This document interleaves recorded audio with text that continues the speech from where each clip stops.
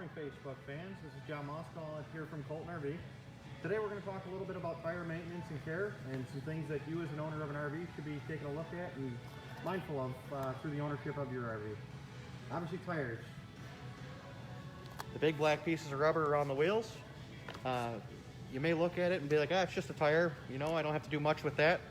But it's very important to be looking at these, I would say, before every single trip.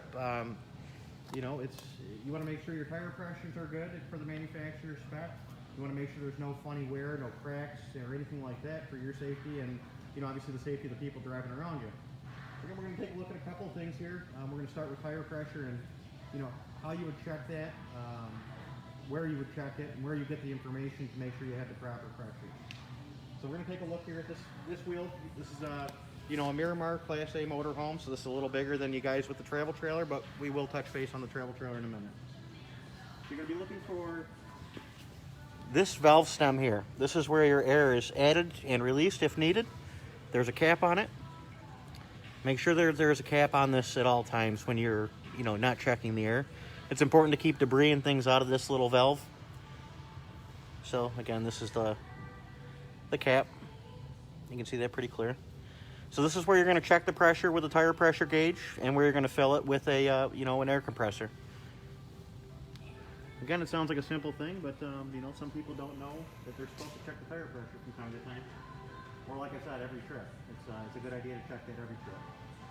Some other things while we're down here on the sidewall of the tire, for replacement tires. A lot of people, you know, will call us and say, hey, you know, we want to replace the tires.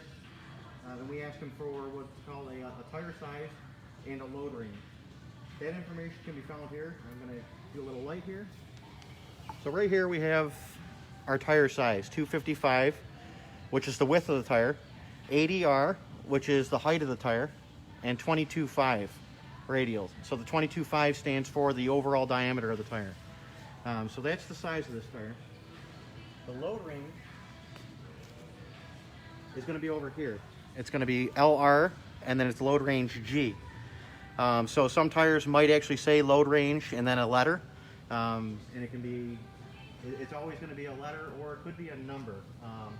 Just give us a call with that information and we'll be able to help you out a little bit more if it happens to be a number, but in most cases it's a letter. Some people also say, hey, you know, the side of my tire says 120 max and assume that that's the tire pressure. And that's actually incorrect. We're going to take a walk inside the motorhome here, and on trailers we'll show you where this information is located as well. Come on inside with me. So this is going to be a little bit of fun because we have the bunk down, but there's some information on the side to the left of the driver's side, and in some coaches it's in a compartment, but it's going to be this information in the top left. So this is going to be Thor Motorhome's spec on what they're looking for tire size and tire pressures. So you can see here it says tires. It says 255 80R 22.5 G. And then these are the numbers that I was talking about, 138-135. Those are a load range or a load spec as well. So it's going to tell you the rim size, and then it's going to tell you 100 PSI. Now the side of that tire might say 110, 120 max, but you want to always go off of the manufacturer's recommendations. That's what's going to give the vehicle the best ride and the way that they intended for it. This one actually has two tags. Again, there's another one down here, and this is cold pressure, 100 PSI, and that's cold. So you want to check it before you're driving, again, before each trip. So that's the information you have there.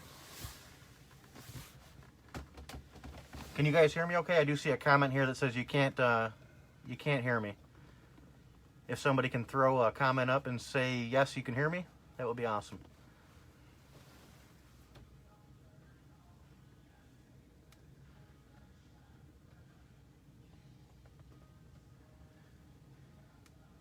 No? Is there a reason why they wouldn't be able to hear? You got the music? It might have been the music in the background. Are you able to type a comment? No? It's live. All right. Let's go back outside. I don't know if they can hear or not.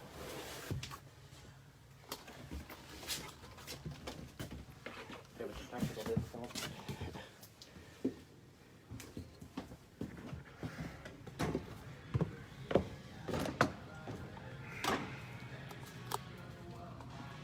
Take a walk to our travel trailer and show you the information on the travel trailer.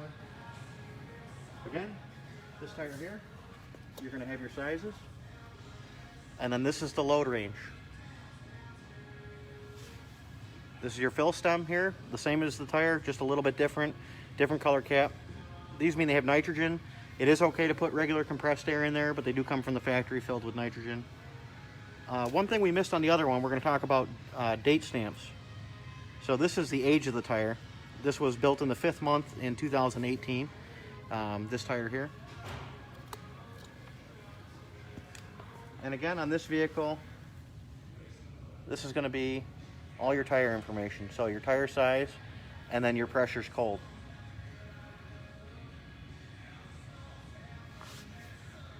Some things you want to keep a look at. I don't have any used tires here in the showroom, but you're going to be looking for cracks or splits in the sidewall on the tire or inside the tread.